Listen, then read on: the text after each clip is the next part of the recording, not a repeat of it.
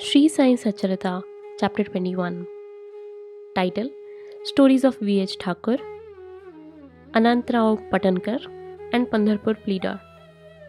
In this chapter, Hemadpant relates the stories of Vinayak Harishchandra Thakur, B.A., Anantrao Patankar of Poona, and a pleader from Pandharpur. All these stories are very interesting, which, if very carefully read and grasped, will lead the readers onto a spiritual path. Preliminary. It is a general rule that it is our good luck in the form of accumulation of merits in the past births that enables us to seek the company of the saints and profit thereby. In illustration of this rule, Hemadpant gives his own instance. He was a resident magistrate of Bandra, a suburb of Bombay, for many years. A famous Mohammedan saint named Pir Maulana was living there, and many Hindus, Parsis, and many others who followed different religions used to go to him and take his darshan. His mujawar, that is, priest, by the name Inas, pressed Hemadpant many a time, night and day, for going to see him, but for some reason or other he was not able to see him. After many years, his turn came, and he was called to Shirdi, where he was permanently enlisted in Sai Baba's darbar. Unfortunate fellows don't get this contact of saints. It is only the fortunate ones that get it. Institution of saints. There have been many institutions of saints in this world from time immemorial. Various saints appear, that is, incarnate themselves in various places to carry out the missions allotted to them. But though they work in different places, they are, as it were, one. They work in unison under the common authority of the Almighty Lord and know fully well what each one of them is doing in his place and supplement his work where necessary. An instance illustrating this is given below. Mr. Thakur. Mr. V.H. Thakur, B.A., was clerk in the revenue department, and he once came to a town named Vadgaon near Balgaon along with a survey party. There he saw a Kannadi saint, Appa, and bowed before him. The saint was explaining a portion from the book Vichar Sagar of Nishchal Das, a standard work on Vedanta, to the audience. When Thakur was taking his leave to go, he said to him, "You should study this book, and if you do so, your desires will be fulfilled. And when you go to the north in the discharge of your duties in future, you will come across a great saint by your good luck. And then he will show you the future path, and give rest to your mind and make you happy." Then he was transferred to Junnar, where he had to go by crossing Nane Ghat. This ghat was very steep and impassable. No other conveyance than a buffalo was of any use in crossing it, so he had to take a buffalo ride through the ghat, which inconvenienced and pained him much. Thereafter, he was transferred to Kalyan on higher post, and there he became acquainted with Nana Sahib Chandorkar. He heard much about Sai Baba from him and wished to see him. Next day, Nana Sahib had to go to Shirdi, and he asked Thakur to accompany him. He could not do so, as he had to attend the Thana civil court for a civil case. So Nana Sahib went alone. Thakur went to Thana, but there the case was postponed. Then he repented for not accompanying Nana Sahib. Still, he left for Shirdi, and when he went there, he found that Nana Sahib had left the place the previous day. Some of his other friends, whom he met there, took him to Baba. He saw Baba, fell at his feet, and was overjoyed. His eyes were full of tears of joy, and his hair stood on end. Then, after a while, the omniscient Baba asked to him, "The path of this place is not easy as the teaching of Karni's Saint Appa, or even as the buffalo ride in the Nane Ghat. In the spiritual path, you have to put in your best exertion, as it is very difficult." Then Thakur heard these significant signs and words which none else than he knew. He was overwhelmed with joy. He came to know that the word of Karni's saint had turned true. Then, joining both hands and placing his head on Baba's feet, he prayed that he should be accepted and blessed. Then Baba said, "What Appa told you was all right, but these things have to be practiced and lived. Mere readings won't do. You have to think and carry out what you read. Otherwise, it's of no use. Mere book learning without the grace of Guru and self-realization is of no avail. The theoretical portion was read from the work Vichar by Thakur, but the practical way was shown to him at Shirdi. Another story given below will bring out this truth more forcibly. Anantrao Patankar.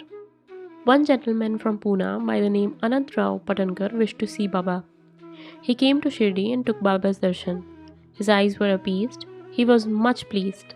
He fell at Baba's feet, and after performing proper worship, said to Baba, "I have read a lot, studied Vedas, Vedants, and Upanishads, and heard all the Puranas, but still I have no peace of mind. So I think that all my reading was useless. Simple, ignorant, devout persons are better than myself. Unless the mind becomes calm, all book learning is of no avail. I have heard from many people that you easily give peace of mind to so many people by your mere glance and a playful word. So I have come here. Please take pity on me and bless me." Then Baba told him a parable which was as follows. Parable of 9 balls of stool, that is Navvidya Bhakti. Once a Saudagar, that's a merchant, came here. Before him a mare passed her stool, that is 9 balls of stool. The merchant, intent on his quest, spread the end of his dhotar and gathered all the 9 balls in it. And thus he got the concentration, that is the peace of mind. Mr. Patankar could not make out what the meaning of the story was. So he asked Ganesh Damodar, alias Dada Kelkar, "What does Baba mean by this?" He replied, "I too do not know all that Baba says and means, but at his inspiration I say what I come to know. The mare is God's grace, and the 9 balls excreted are the 9 forms or types of bhakti, that is Shravana, hearing, Kirtana, praying, Smaran, remembering, Padasevana, resorting to the feet, Archana, worship, Namaskara, bowing, Dasya, service, Sakhyatva, friendship, Atmanivedana, surrender of the self. These are the 9 types of bhakti. If any of these is faithfully followed, Lord Hari will be pleased and manifest himself in the home of the devotee. All the sadhanas like japa, that is vocal worship, tapa, penance, yoga practice, and studying the scriptures and expounding them are quite useless unless they are accompanied by bhakti, that is devotion. Knowledge of the Vedas or fame as a great jnani and mere formal bhajan, that is worship, are of no avail. What is wanted is loving devotion. Consider yourself as a merchant or the seeker after the truth and be anxious and eager like him to collect or cultivate the 9 types of devotion. Then you will attain stability and peace of mind. Next day, when Patankar went to Baba for salutation, he was asked whether he collected the 9 balls of stool. Then he said that he, being a poor fellow, should first be graced by Baba and then they will be easily collected. Then Baba blessed and comforted him, saying that he would attain peace and welfare. After hearing this, Patankar became overjoyed and happy. The Pandharpur pleader. We shall close this chapter with a short story showing Baba's omniscience and his using it for correcting people and setting them on the right path. Once a pleader from Pandharpur came to Shirdi, went to the masjid and saw Sai Baba, fell at his feet and without being asked offered some dakshina, and sat in the corner eager to hear the talk that was going on. When Baba turned his face towards him and said, "How cunning the people are. They fall at the feet, offer dakshina, but inwardly give abuses behind the back. Is not this wonderful?" This cap, that is the remark, fitted the pleader, and he had to wear it, that is take it. None understood the remark. The pleader grasped it, but kept silent. When they returned to the Vara, the pleader said to Kakasaheb Dikshit, "What Baba remarked was perfectly right. The dart, that is the remark, was aimed at me. It was a hint to me that I should not indulge in reviling or scandalizing others, or call them by names." When the sub-judge or the munsif of Pandharpur, that is Mr. Nulkar, came and stayed here for improvement of his health, a discussion about this matter was going on in the bar room at Pandharpur as it ever happens in many a barroom. It was said or discussed there whether the ailments from which the subjects suffered were ever likely to be got rid of without medicines by merely going after Sai Baba, and whether it was proper for an educated man like a sub-judge to have recourse to such methods. The sub-judge was taken to task, that is, he was criticized, as also Sai Baba. I also took some part in the affair, and now Sai Baba showed that impropriety of my conduct. This is not a rebuke to me, but a favor, an advice that I should not indulge in any kind of scandal or slander of others, and not interfere unnecessarily in the affairs of others. Shirdi is about 100 kos distant from Pandharpur. Still, Baba, by his omniscience, knew what transpired there in the bar room. The intervening places, rivers, jungles, and mountains were not a bar to his all-perceiving sight, and he could see and read the hearts of all. There was nothing secret or veiled from him.